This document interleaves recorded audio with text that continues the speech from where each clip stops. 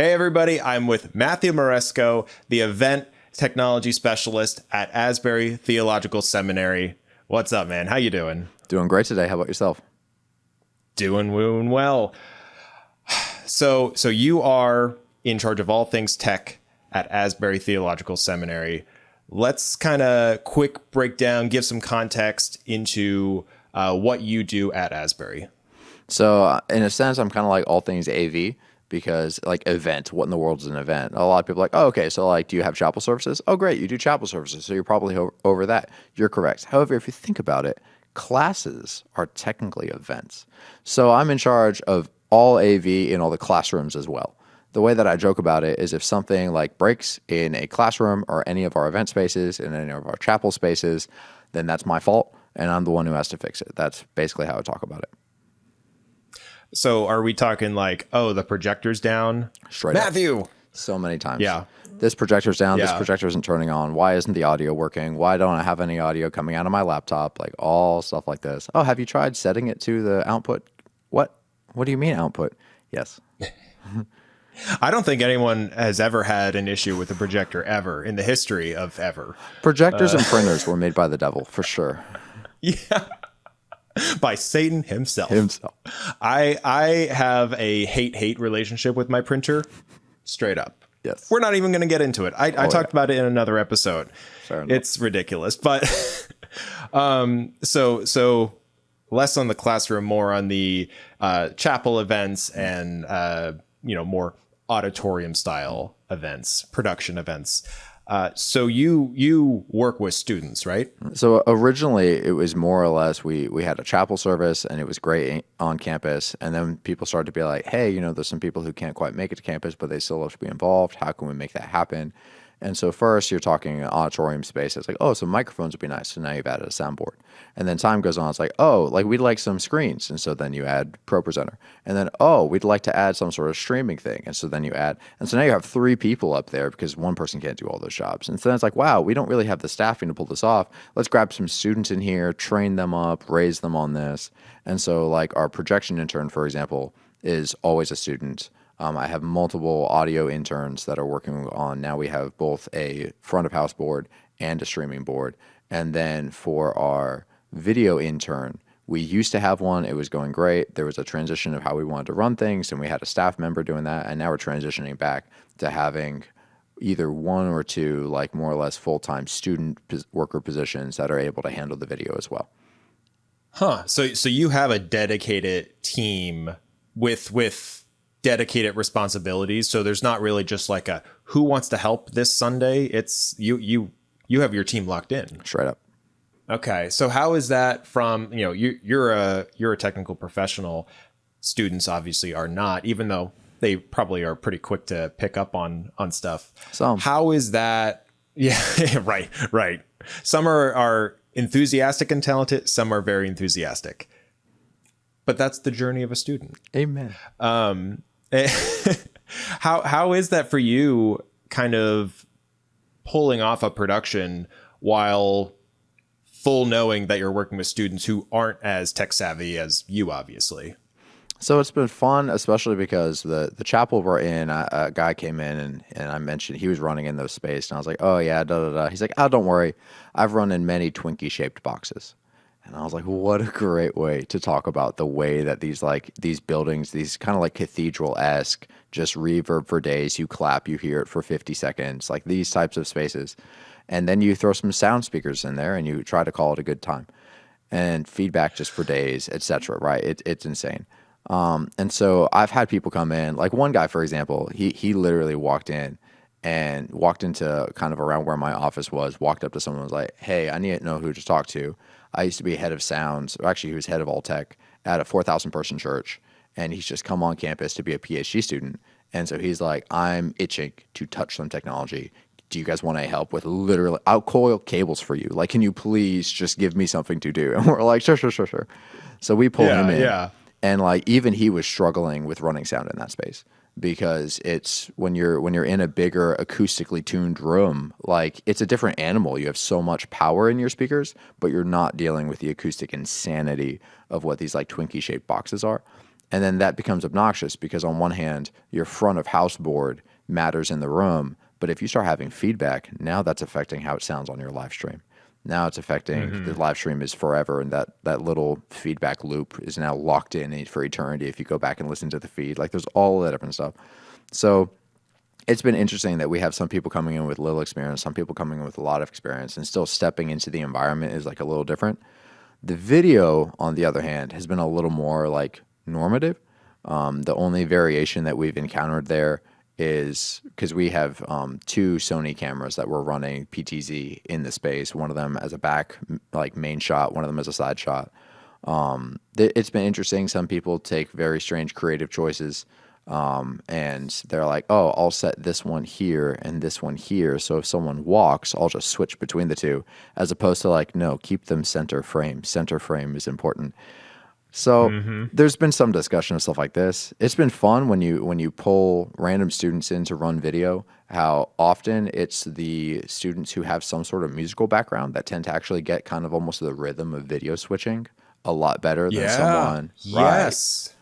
So there's been that kind of thing. The joys we've had messing with ProPresenter and trying to get ProPresenter to go through the ATEM and what happens of this, and then all of a sudden, we have some sort of power blippage, and for some reason the APC power battery backup didn't manage to resolve the issues, and so the ATEM lost all its settings, and we have to rebuild it. Like, yeah, lots of random hilarious things.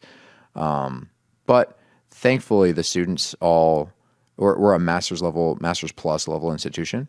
And so generally we have people who are fairly gracious and willing to roll with the punches and just trying to help out as much as they can.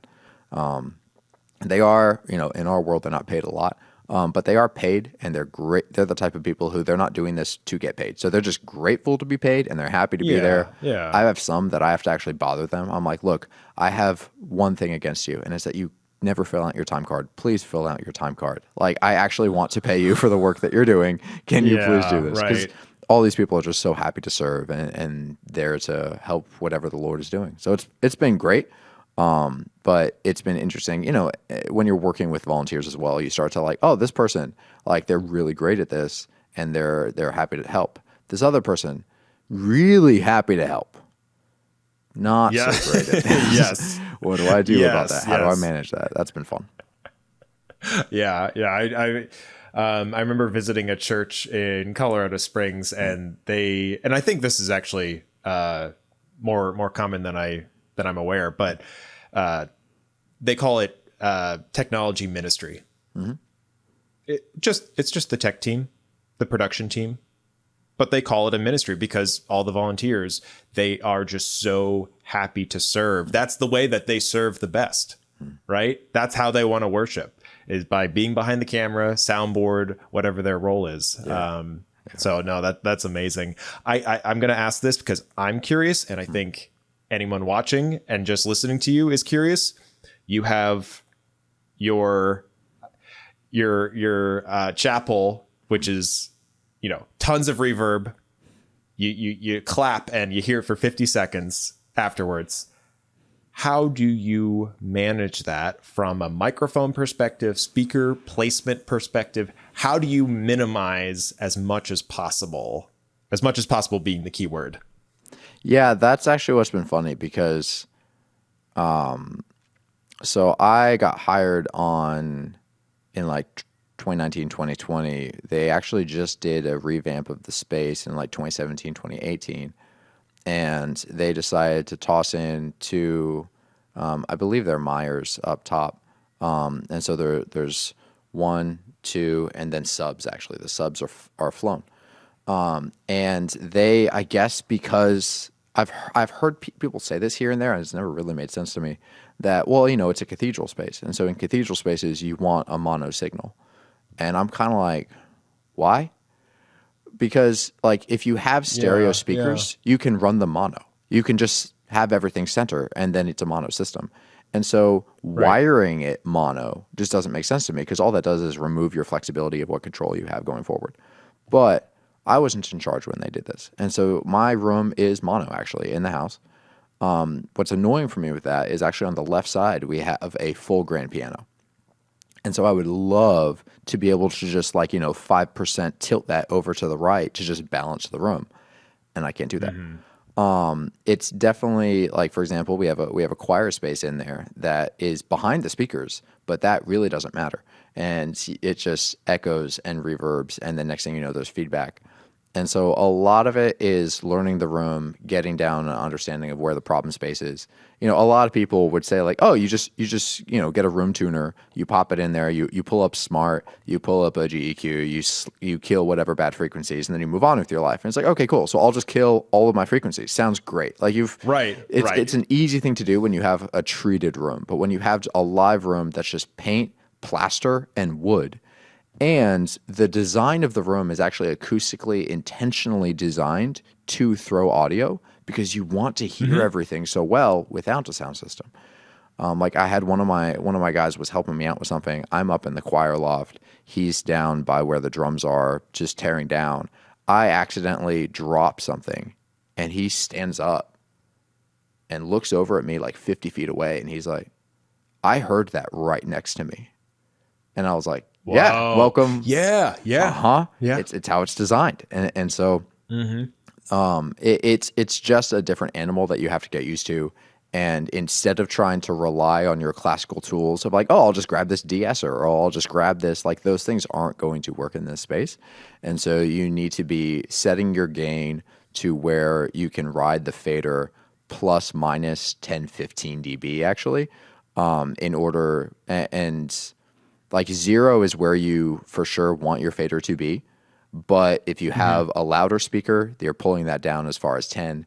And if you have a super quiet person, you know that you have the headroom that you can push it up to 5 or 10 without hopefully causing feedback. It just depends on how, if someone gets up there and they're speaking like this, there's nothing you can do about it.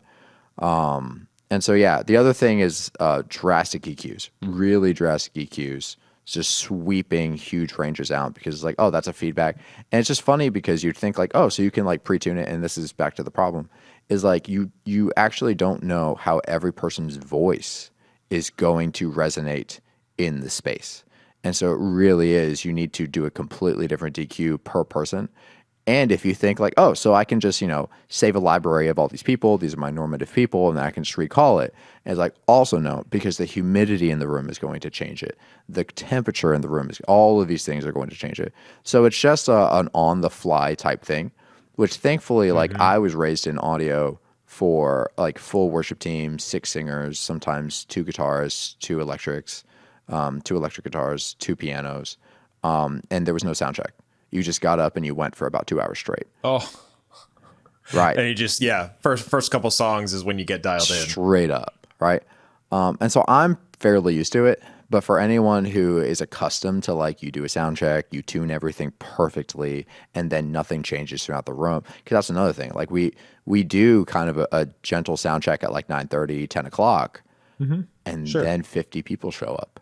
And now the acoustic dynamics of the room have changed because of this. And in a normal room, it changes a little. In this room, it changes everything. And now for the people who are accustomed to well, I need to tune everything perfectly, as opposed to I need to get something that's functional and sounds not bad, then perfectly fine. You can make it happen. Yeah. My similar experience to you. Actually, my church, growing up, fairly carpeted, arching ceilings, manageable sound. But we weren't, way back when, there was no live stream. There wasn't even an audio board. Right. It was, the mics were just on. Yeah. Right. Right. Except for our pastor's mic, because he had a lapel that he turned on and off manually. Right. That was the only audio, right?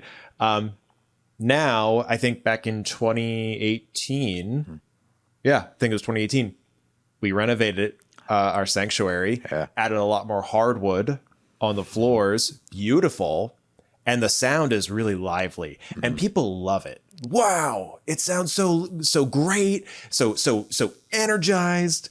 And then 2 years later, 2020, hello, we're streaming. I set up the stream. And I was like, we're getting rid of the lavs. Get them out. Wait, them. nope. Trash, and now we're using, the face, headset mics. I wish I could push that. It's certainly better. I've tried to push that here, and with the amount of, because I'm in an academic space, these academics are so accustomed to lavs that I got good headsets, and everyone's just like, what's this thing on my face? And so no one wants to use it. Oh my gosh. Yeah. No, I get it. And really it's just our pastor who has one. Everyone else uses either the handheld. We actually have a little gooseneck mic, and I don't know what the polar pattern of it is. It's definitely a little more hyper, to eliminate kind of any feedback. But it's still like you said, you got somebody who talks like this, and they're also like, a foot away from the mic, and you're like, okay. Oh man, it's fascinating. The joys of audio. You get up and you're speaking in front. I don't care if you're praying. I don't care if you're reading the Bible. You are in front of 100 people. And the idea that you're then going to talk like this in front of a room of 100 people, I just don't get it. But so many people do it. It's so fascinating. Well, I mean, you have the one hand of like they're nervous, but like if they do this every week or they're used to doing it, come on. Right. Like we have someone some people, needs to they tell do this them, frequently, and they still just, that's where their voice is at. Yep. No, I got my dad is one of those people. He has a really low voice, and when he does it, he goes, I'm like, dude, come on. And you know how audio works, Dad. Yeah, right. That's hilarious. So outside of chapel, you are live streaming one-off events. Is there anything else like, okay, so auditorium wise? Right. Yeah. So we have a gym that seats maybe technically so it's like a basketball gym. There's bleachers that are built into the space, like concrete, and then chairs, and the chairs are all plastic. It's an insane sonic space, but it seats about 1,000. If you put chairs down on the floor, you get a few more. And you probably seats maybe 1,500 with everyone in there. And that's where we do our graduation spaces. So once a year we're doing graduation in there, and we're streaming that. That's probably like, in a sense, like our most important or largest stream every year.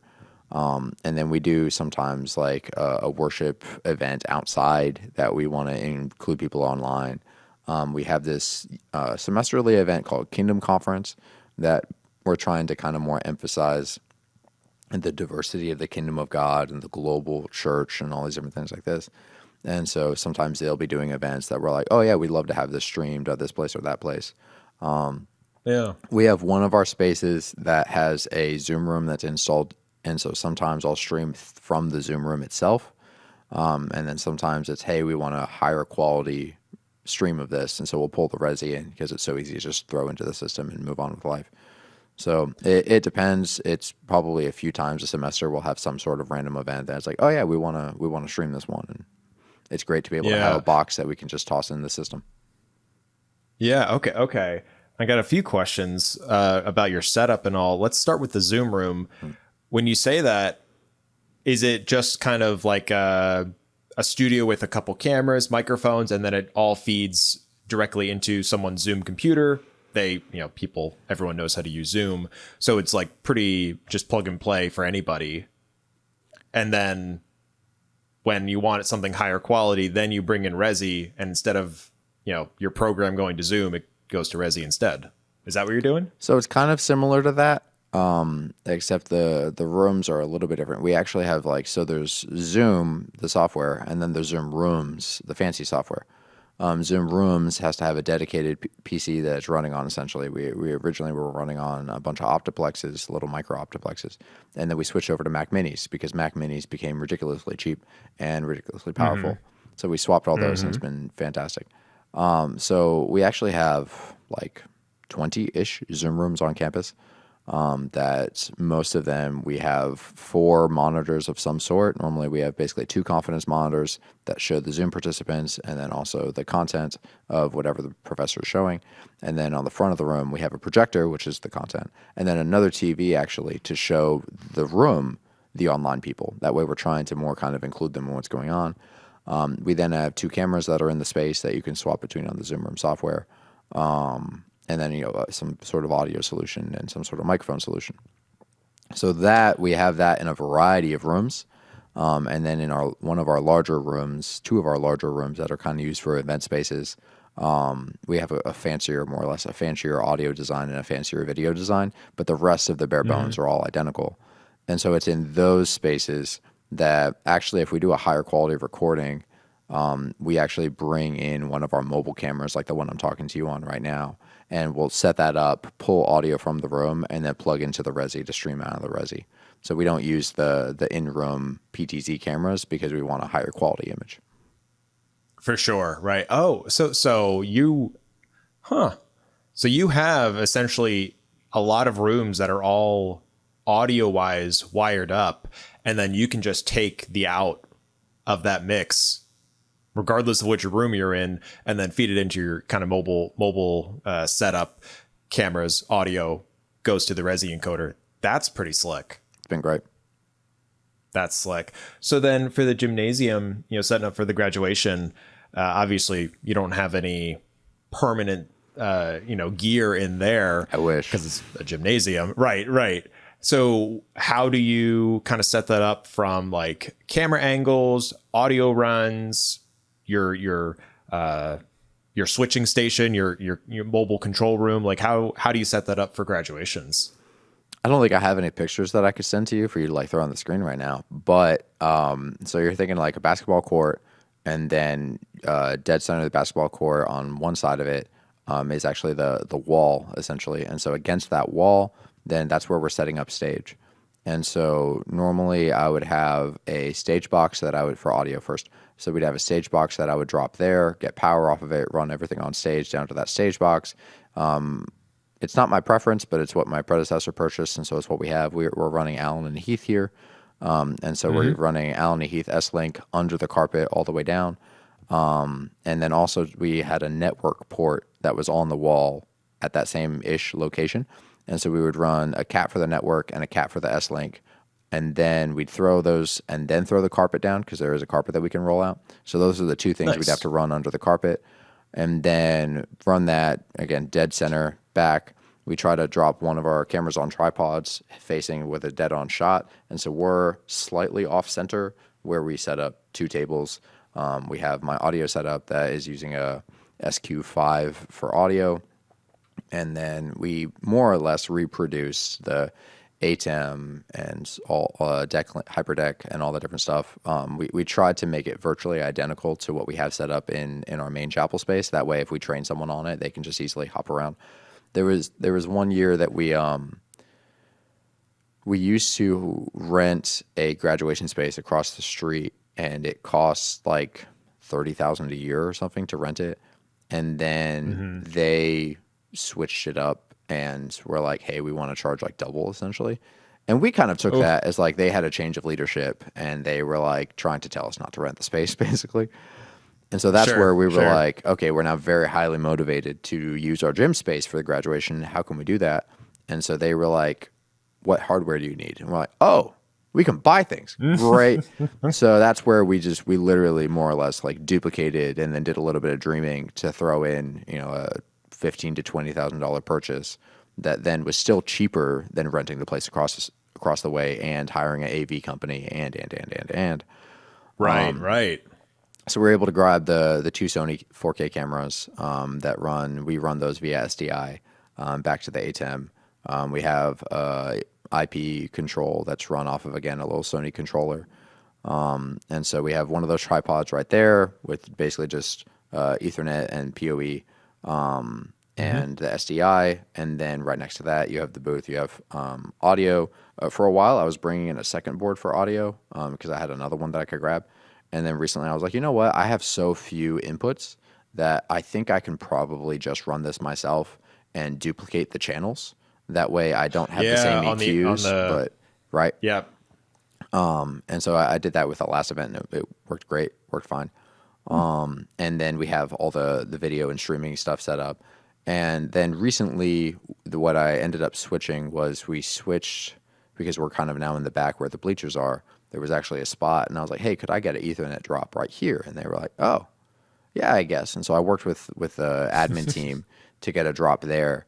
And then I traced the cable that was dropped on the other side of the room and basically found it, cut it, brought it to that same spot. So I have that living plugged into the normal internet port. That way it's still an active internet port when I want it to be. But then if I want to use it for S-Link, I can just pull it, use that as my S-Link cable. So now we're running no cables under anything at all. Nice. Yeah, that's smart. That's right? Really smart. The only thing we can't do that for, though, because you can't cut holes in the carpet that we're rolling out. And so we're still having to run cables. So we have the main shot, and then probably 100 feet to our right and a little bit, 30, 40 feet forward. That's where he puts a side shot. That way he can get 2 shots of anything that's going on the stage. And then we try to run it this way, but then, you have to cut across somewhere. So it's just tape for like 40 feet, trying to make sure no one trips on it and as it goes. No hazards. No tripping. Get your gaff tape. Especially get 1,000 people in there. My goodness. Yeah. So much gaff. Correct. So, I mean, yeah, it sounds like you're just kind of everywhere throughout the school doing live productions. And you built that flexibility, right? Like, I think that's super cool and just like very forward thinking. With Resi, like how does Resi kind of play a key part in what you're doing, being so all over the place in terms of different rooms, different buildings, all that? How does Resi help you in your day-to-day streaming? So like probably my greatest example of that, actually, I don't want to dunk on the company that we bought, so I'm not going to say who it was, but we rented a local company to do one of our graduations. And it was the exact same year that we had just grabbed a rack-mounted Resi and a mobile Resi. And the mobile Resi was grabbed for our outdoor events and stuff like that. And more or less, Resi at that time, this is 4 or 5 years ago, wasn't a proven technology to like the higher-ups. It was something that my predecessor was like, hey, we should absolutely get this. And they were like, well, are you sure? Well, do we need to spend that much? Like all of those different things. And he just kept going like, yes. And so finally he gets it. And then graduation happens and they're like, no, we want this to be perfect. And so we rented an external company. They were going to handle the stream. They had everything set up and it didn't work. I don't know what went wrong, but I know that something we rented them for like $50,000 for them to come in and do everything perfectly because they had people mounted on camera. It was a great production. Yeah. Oh yeah. But for some reason their stream failed, and it failed like they realized it was failing 20 minutes before graduation was supposed to start. And so my predecessor just immediately was like, he walked over, he kept testing the stream and they kept going, oh yeah, we're working on it. And so finally he just ran, grabbed the mobile unit, came over. It was, so your mobile unit that was more or less like you guys bought an Intel NUC and like redesigned it to be encoder. Able to, he grabbed that one, threw it in and boom, saved the stream. And immediately everyone was like, oh, we're so glad that we purchased this thing. And isn't it wonderful? And the Lord provided. Thank you. And no one really thanked him for like convincing them to buy it. They just were like, wow, the Lord brought it at the perfect moment. And so that kind of, to me, distills the simplicity and beauty of having these units, because it is like you can just walk into the space, and as long as that thing can ping the cloud, you know that you have a stream. And so it's been fantastic. Like the only other hardware issue we ever had one time was with that exact same unit. We set up in the space, and we had this weird audio sound that we just couldn't get rid of. We had no idea what it was. It was like a weird like digital kind of thing. And after messing with it for a really long time, and of course at that time the Resi was still like somewhat unknown technology, and so my video guy was like, well, it has to be the Resi. It can't be my stuff. It has to be the Resi. And we just kept going back and forth. And finally I was like, you know what? What if it's a grounding issue? And he looked at me like, what? And I was like, well, I know it doesn't make sense, but what is it, this power one? I'm like, he's like, yeah. I'm like, okay. And so I just grabbed a line, plugged it in, ran it way down the way to plug in somewhere else. And immediately this weird grounding feedback blippage that was traveling through his camera, through the HDMI cable into the Resi, but actually the sound was being created in the camera because of the grounding loop, something. Yes. Right. And so it solved it. I've had this happen. It's weird, isn't it? It doesn't make any sense. Yeah. Yeah. Especially, with audio going into the camera. If there's a power source that's powering both microphone and camera, it does a ground loop. It shouldn't make sense. Uh-huh.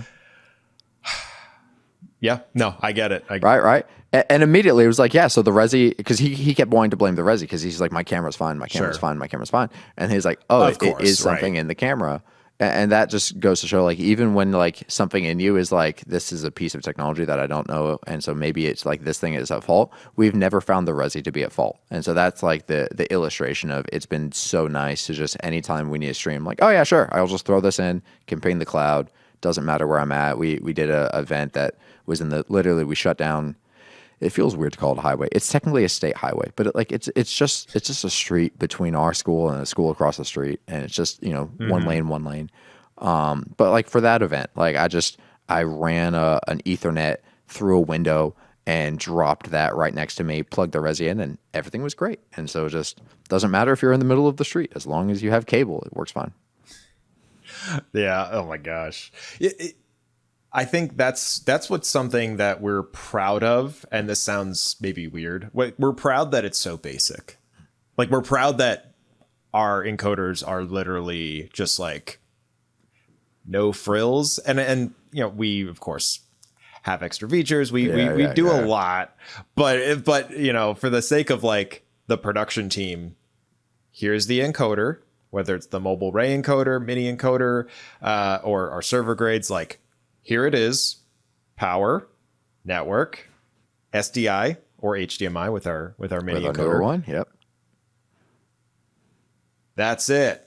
Straight up. And like, so I've also had a similar issue, not a grounding loop, but it was actually a time code beeping. It was a time code beeping from a from a Blackmagic, one of their, like, it wasn't one of the pocket cameras. It was like their studio, like with like the 10-inch touchscreen. But yeah, it was feeding right into the Ray encoder, and on the stream you hear this beep, beep, beep, and we're like, what is this? Right. That is so funny. And it's like, well, just take the SDI out of the encoder, plug it into a monitor, or some other device that can play back the video and audio. Is it there? Okay, great. It's not the encoder. It's something before the chain, right? Like that's the thing, is just diagnosing each step of the signal chain. Oh man, it's kind of funny. It's weird. When you get used to diagnosis, it feels so incredibly basic. But it's just shocking how unintuitive it is for people who don't do it that often. And it's funny because you mentioned why don't you try this? And someone's like, oh yeah, let's try that. And it's just, it becomes so second nature to you at some point. But, at some point that wasn't intuitive to you either. Like, it's just funny how it works. Right. Yeah. Well, that's just your time and experience of like, all right, we've seen things go wrong. All right, how do we diagnose it? How do we fix it? Cool. Let's make it happen. Right. Stay calm. Because of course it happens, like 5 minutes before you go live. That's how it always works every time. So yeah, stay calm and just, how do we fix this? Pull up if you don't have a signal flow diagram, make one. Definitely make one. Look at it. All right. What can we, troubleshoot? So actually, speaking of experience and, keeping calm under pressure, figuring that out. I always ask people this question because everyone has a production horror story. Everyone has one, no matter how big or how small. And in the moment, it's always big. It always feels big. So I am curious, do you have a juicy production horror story from, doesn't have to be with Asbury, but just a production horror story. What happened and how did you overcome it? So when I think about this, I've been around a lot of like random productions.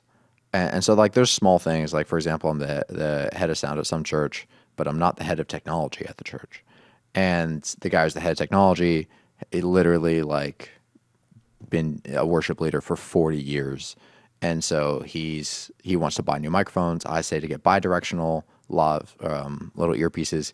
He calls up Sweetwater. They're like, oh, get Omni if you're indoors. And then he buys them. And he's like, oh, by the way, I got omnidirectional. I was like, I literally told, like he's like, yeah. But they know more than you. I was like, sure. And then the next Sunday we're having feedback issues. And he texts me and he's like, why is there so much feedback? And I was like, it's the microphones. And he's like, the omnidirectional ones? I was like, yeah, he's like, is this why you told me to buy the bidirectional? I'm like, yes. And he's like, okay. And he didn't say a thing about it ever since. Like he didn't mention it.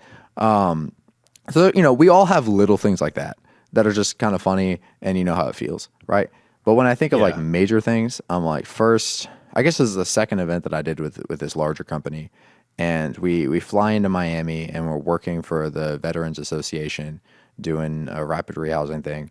And we have this ballroom that's just this really long rectangle. Like you can probably fit 3,000 to 5,000 people comfortably in this ballroom. And it's, for some reason, they decided, I don't have square footage, but it's probably 500 wide and like 5,000 long. Like it was just weirdly long for this place. Yeah. And when we saw that diagram, we're like, okay, that's fine. What we're gonna do is we're probably only gonna use, because we had round tables, right? So we're not packing everyone in there. And so we're like, okay, so we're gonna use like 2/3 of the space. So what we're gonna do is we're gonna put like the backdrop right here, and then the stage right here, and then everything like this, and then the back of the room will be like this, and we'll have this whole space that's just like dead space. But that's okay, because now our audio will be like contained, and it'll all be fine, right? And instead, you're not stretching audio across the whole 5,000, the whole space, right? And instead, we get in, and they've set the stage up all the way over here, and so we're using the whole space. They've already set tables, they've already set everything, and we're like, what happened here? And they're like, oh, this is what you said, and we're like, no. And it's like we showed them, and they're like, oh, well, there's not time to change it, so can you just make this work? Oh, of course, of course, right? And there's some guys who are, the second we're a 4-team crew and we see this, and 2 guys immediately mutter like, this is why you don't work with Hotel AV, and just walked off to go build our little breakout rooms, because he's like, I don't want to touch this. Like, this is a mess. Right. So we toss down our speakers, we toss down delays the whole way down. We test it that night, and it sounds okay. Like there's a bit of delay and stuff, but it's not horrible. Like you can gently hear, especially if you're in the back of the room, you can gently hear the echo off of the back wall, but it's not horrendous. Like it's actually like really surprising. We were a little shocked, like, oh, like maybe we were crying for no reason. Okay. And then the next morning we dropped everyone in the room, and you have all those bodies, and Buddy gets up to speak. And something with the bodies reattenuated the acoustic and the resonance, and all of a sudden, the slap back off of that back wall, for the back probably like 1/5 of the tables, just had easily a like 2-second delay that then made it hit at the right.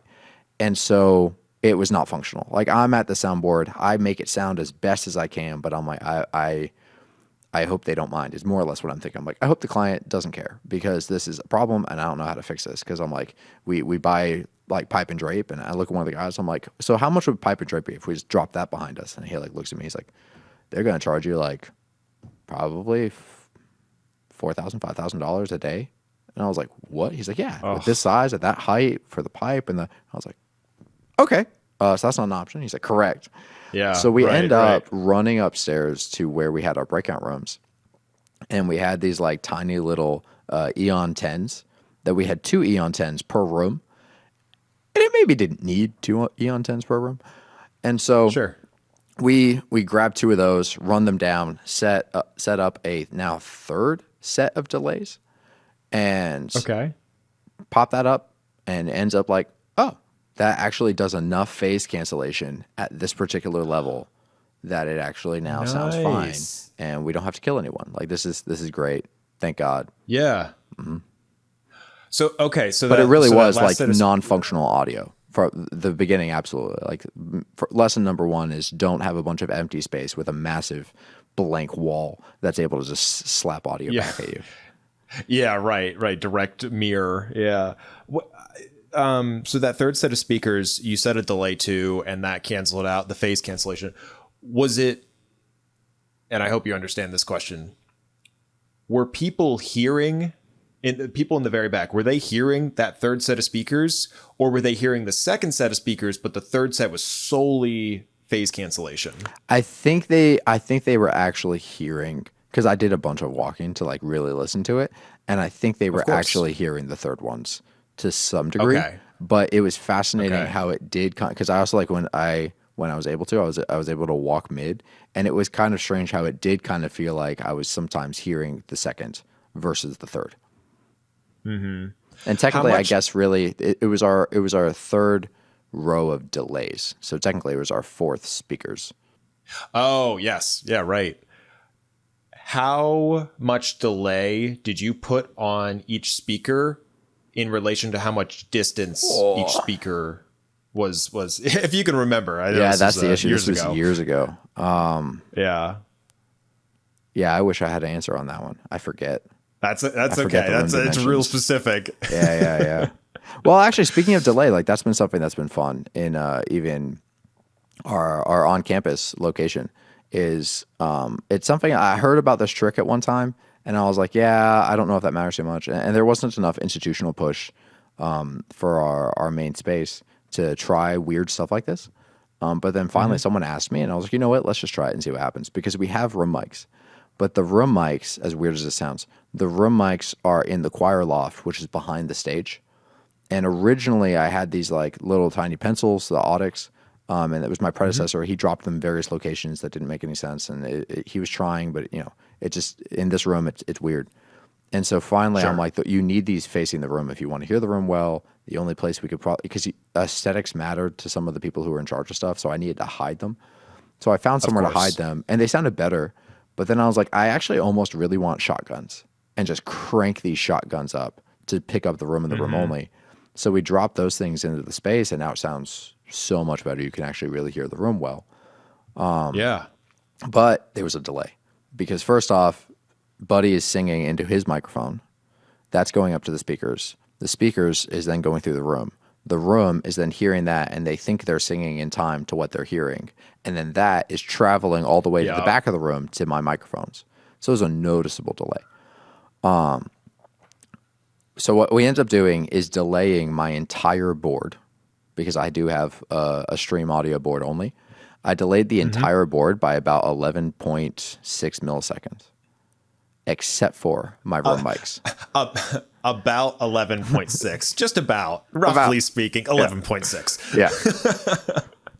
But it's wild. Except for those, Except so for you the delayed room everything mics. except for, It brought everything sync in. it up. Yep. Wow. Nice. That's, I actually, my church with its live, new renovated, more live space, the sound system actually didn't get upgraded, and people, aside from adding a headset, it did not get upgraded. People, I actually just got a call from my pastor, and he's like, people are talking about upgrading the sound system. It's just not doing it. And I'm like, yes, like very excited. But then also I'm like, oh gosh, how am I going to do this? I'm going to have to really take some time and dial this in. And that's always an issue. Like I had someone contact me just the other day. They sent me a picture. It's one of the larger churches up in Lex. And so someone shoots me a picture of their youth room and the setup they have in there. Like, hey, so we were looking at calling in this company, but I figured you probably know how to handle this. Do you have some ideas of what we could do with this? And I literally just text back like, tons of ideas. What do you want to accomplish? Like there's so many things we can do. Right. It depends on what you want and how much you're willing to pay. Like those are the two things that it's never just a question of how can we make this better? Like there's 1,000 improvements we can do. What do you actually want to pay for? Hey, Matthew, can you make this sound good? Just make it sound good. Every time. You know? Right on that.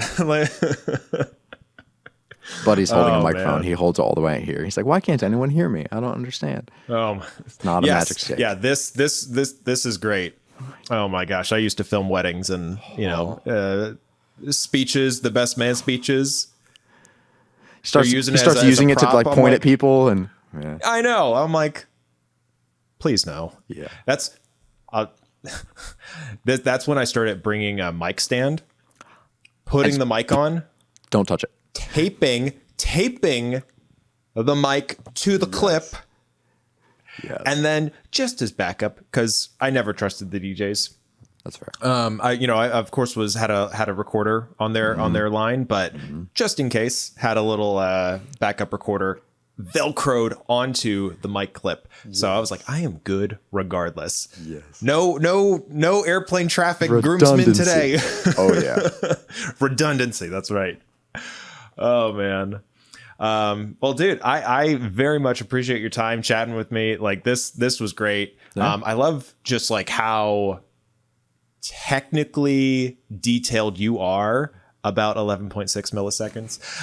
In everything that you're doing, bringing the chapel to life, actually killing the life out of the sound in the chapel, dampening that down a little bit. Yeah. But yeah, like I love what you're doing. I love that you are finding more success in streaming and you're building out the facility to be conducive to that, right? So that you can bring your Resi Ray encoder or your server wherever you need to live stream and bring that ministry, right? So I love that you're forward thinking in doing that. I love that Resi can help you do that. Yeah, and I just can't wait to see what else you produce. Yeah, amen. It's been great to be able to have something that just you don't even have to think about it. You schedule it and it works, and it's been a blessing. We had so many fights with OBS before, like it was crazy. Oh, don't even get me started on OBS. Right. Yeah. We don't have another 5 hours. Oh my gosh, the amount, the amount of sweat that I could produce by using OBS. For sure. And on that note, dude, thank you so much for your time. I love this conversation. Let's keep in touch and keep on crushing it, man. Yeah, I look forward to it. God bless.